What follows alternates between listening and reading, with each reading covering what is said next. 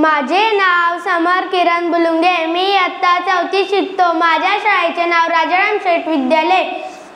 मी आज तुम्हाला गोष्ट सांगणार आहे, ते तुम्ही शांत चित्तेने ऐकावी अशी माझी नम्र विनंती। माझ्या गोष्टीचे नाव आहे कबूतर आणि मुंगी।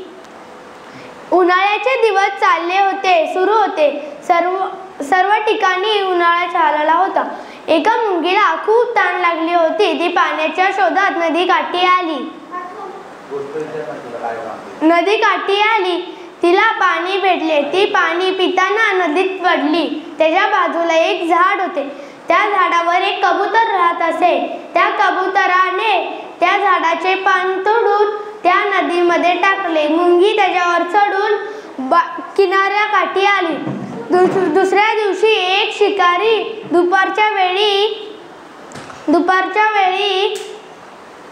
शिकार करायला आला। त्याने त्याच कबुतराला बघितले। त्याच्यावर नेम धरणार तेवढ्यात त्या मुंगीने बघितले।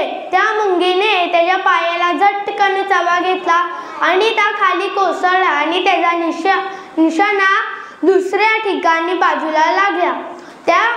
त्या कबुतराला जाबूल झाली आणि त्या तिथून उडून गेला। नंतर कबुतराने मुंगीचे आभार मानले।